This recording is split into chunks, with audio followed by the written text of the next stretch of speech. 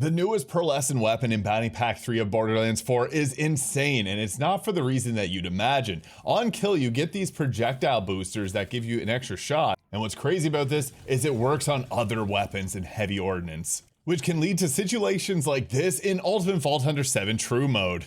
And it can lead to some pretty insane damage output here as you're seeing against Thol the Invincible, because we're getting so many extra projectiles on our heavy ordnance. It's insane.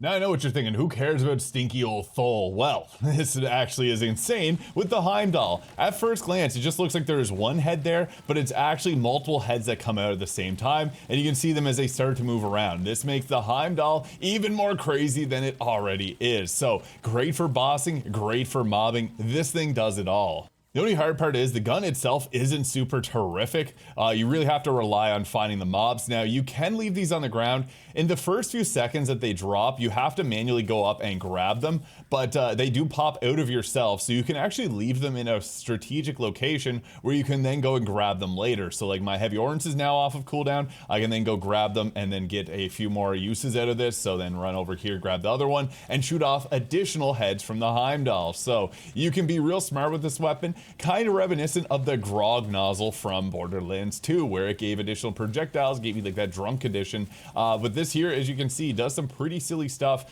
and you can be real strategic with it. These are a little bit glitchy. Sometimes you can see like it just says to use there.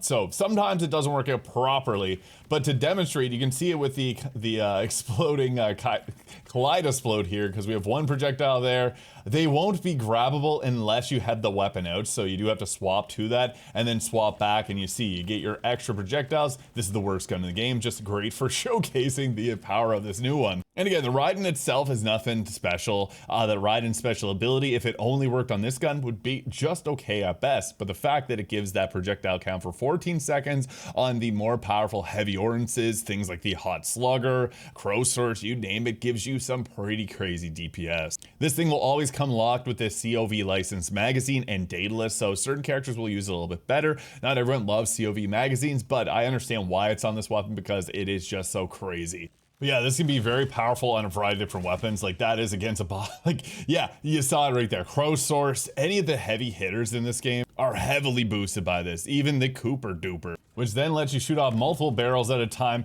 Not that this weapon is super powerful by any means, it's just a fun new way to use certain weapons and make them a little bit stronger, but best uses are the Draupner for bossing. You saw it drop Thol in Ultimate Vault Hunter 7 in literal seconds, and if you're doing any type of mobbing, it's best to use the Heimdahl from Story Pack 1. This weapon can be gathered from Biff Fistful at the end of Bounty Pack 3. Hope that this is an intended mechanic kind of similar to the Grog Nozzle and it doesn't get nerfed, because this opens up some fun new build ideas and kind of a best in slot for a gun if you're going to go with a heavy ordnance build. Let me know your thoughts though in the comments below. Hit the subscribe button if you enjoyed, and we'll catch you guys all in the next video.